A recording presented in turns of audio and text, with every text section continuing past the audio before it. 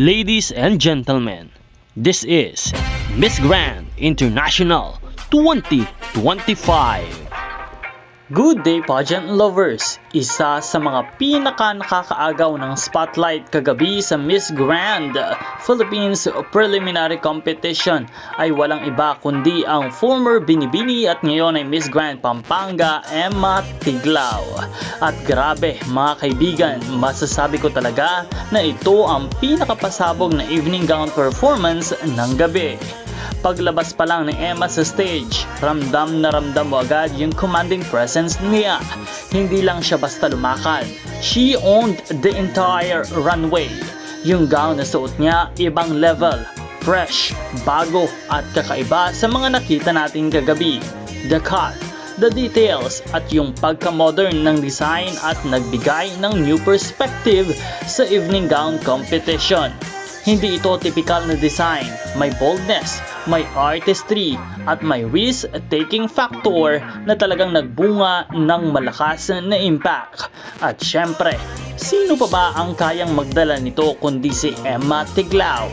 The way she carried the gown, confident, regal at may halong fierceness, para bang sinasabi niya sa lahat, "This is my moment." Her styling was also on point. Hair, makeup, accessories, all aligned perfectly to highlight the gown and her natural beauty. Fans online went wild. Marami ang nagsabi na ito ang pinaka-inaabangan at pinaka-naka-wow factor sa gabi.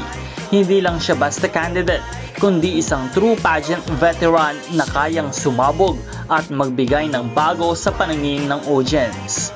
Kung huhusgahan ang pasabog at originality, hands down, Emma Tiglao of Pampanga ang top standout sa evening gown preliminaries. The combination of her stage mastery and a gown that is both fresh and daring make her a serious contender for the crown. Talagang deserving siya sa lahat ng papuri na natanggap niya kagabi. Ano ang iyong masasabi mga ka-pageant? Para rin ba sa iyo ang performance ni Emma Tiglao ang pinakapasabog at pinakabago sa buong kompetisyon? I-share ang inyong thoughts sa comment section. Meron na po tayong 78,000 subscribers at nawa ay patuloy na mag-subscribe para sa lahat ng mga bagong updates at mga bagong balita. This is Nel2204 at patuloy tayong magbibigay ng mga bagong updates para sa inyong lahat. Maraming salamat sa panonood at maraming salamat sa pag-subscribe.